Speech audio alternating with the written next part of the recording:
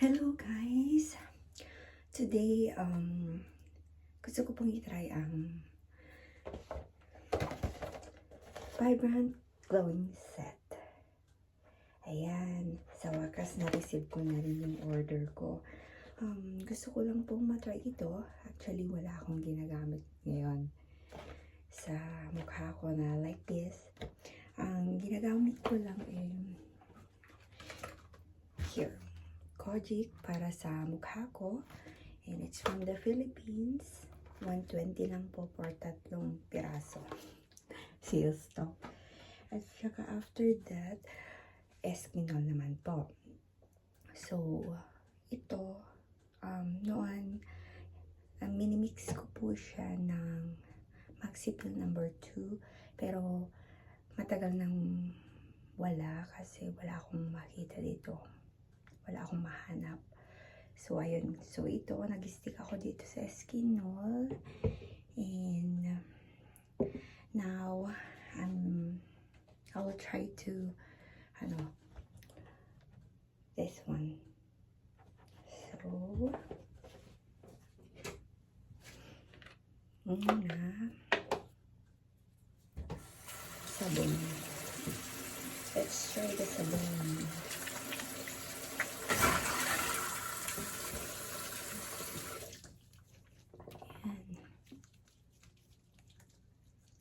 Ang bango niya.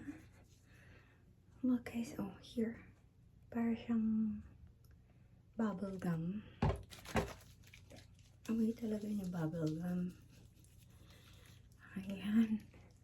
Actually, natatakot akong mag-try.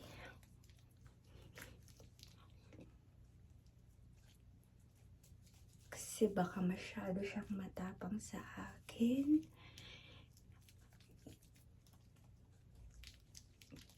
Pero gusto kong makita ang resulta.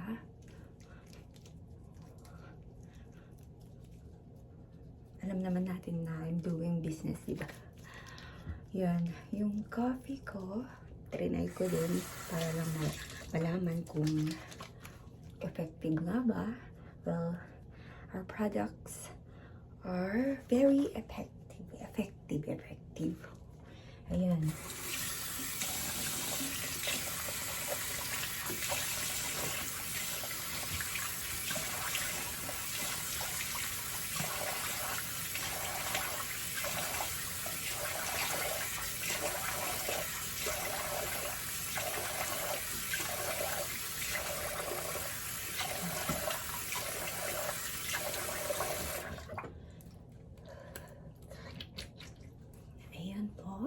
So, tapos na ang sabon.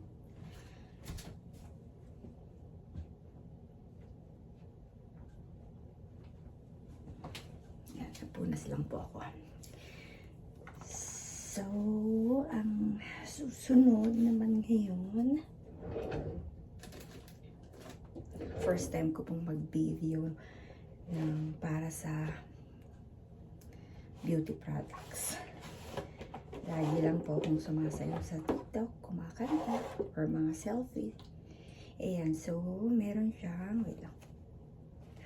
Meron siyang glowing toner. Yes, glowing toner po.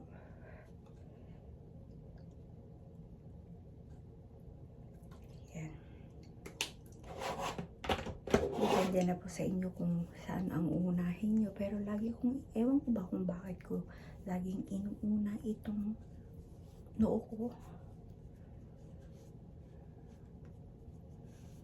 Yan, kung ano-ano na ang direction. Yan. Ako kasi, yan, pati leeg ko po, baka naman maging Dalmatian po ako. Ayan. Oh guys, hindi pala siya masyadong matapang. Like yung amoy, diba? Sabi nila yung ibang product dyan, matapang siya. Pero this one is, mild lang siya. Kaya ng Eskinol. So, ayun na nga.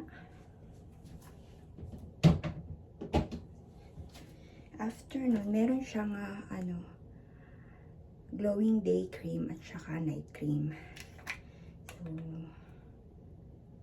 yan. Pero, bago ko gagamitin ito pala, naglalagay po ako ng CeraVe. Facial moisturizing.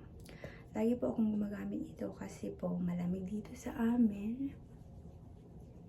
Yan. Hindi ko po alam kung tama ba nauna to kaysa sa day cream. Pero for now, try ko na lang muna. Yan. Malamig kasi dito sa amin, so nagdadry yung skin ko. Yan. Nagdadry talaga siya. So, hindi dapat mawala ang moisturizer. So, ito na ngayon ang day cream. Yan. Paki-excuse na lang ang pagpasensyanan nyo na ang eye bags ko. Puyat lang po. Yan. Paano ba kasi ang paglagay? Yan. Konti-konti lang. Siyempre dito pa.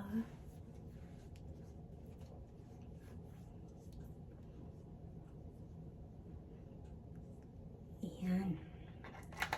Pero, ano to, ipapakita ko na rin po ang daily, aura. Yung mga ginagamit ko daily before going to work. So, after yun, gumagamit po ako ng foundation na Maybelline. Maybelline siya. And natural ivory yung, niya. Ano ba yung tawag dun? Hindi ko alam. Shade niya pala. So, ito ang ginagamit ko daily. Sana naman, pagkatapos ko nitong isang set na to,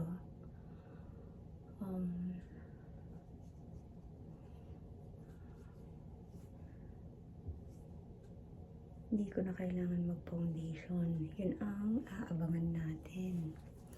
So, ewan ko ba. Hindi po ako gumagamit ng gaya ng iba na brush or yung parang foam. Meron naman po akong ganun, pero hindi ko ginagamit kasi mas mabilis pag itong kamay ko. So, ayun. Actually, ang ginagamit ko lang after ng foundation is, wait lang po.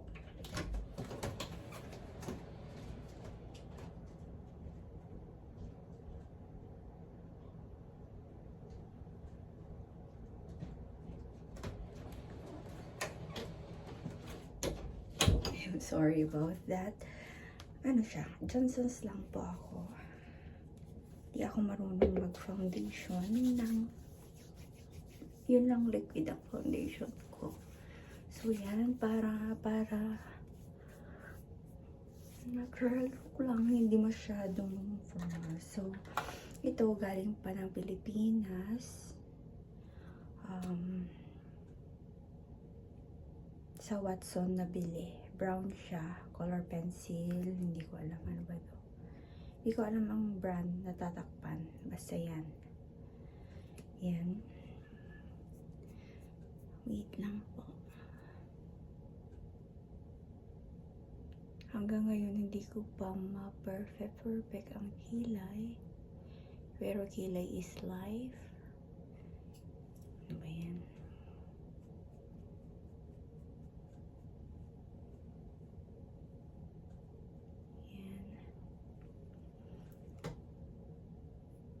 Tsaka, everyday yan, nagmamadali ako, kaya mahalan akong minsan hindi pantay ang kilay ko. Maganda ang importante, may kilay ako. Yan.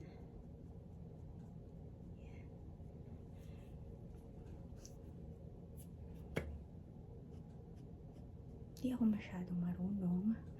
Kaya, hayaan nyo na. Basta ang importante, sabi ko nga, may kilay. Yan. Yan na naglalagay din ako ng, gel ba? Diyos ko, ignorante. Yan. Konti lang naman para kahit punas-punasan mo or kinamot mo yung kilay mo, andyan pa rin siya. Nag-stay pa rin siya. So, yan. Yan ang kilay ko. And, sorry, nakalimutan ko tuloy yung lip balm ko. Barefoot Banner. Yan. Tapos, gumagamit ako ng MAC na blush on. Yan. Most of the time, ito ang ginagamit ko. Nagbebenta rin ako sa Pilipinas nito. Bare Beauty siya. Lip tint. Lip chicken tint. Pero, hindi ko pa masyadong kabisado yung paglagay sa cheeks. Kaya, sa lips ko lang ginagamit. Minsan, pagtapos ko na to, ginaganyan. O, yan. Yan po ang daily look ko. Depende sa mood ko sa paglagay ng lipstick. Mostly, itong tint. But, gumagamit din ako ng lipstick talaga. So, ito na nga yung daily look ko. So, abangan natin sa next video ko after siguro nito or depende. At titingnan natin ang result kung kailangan ko pang gumamit ng foundation sa everyday look ko. Okay, see you on my next video. Bye!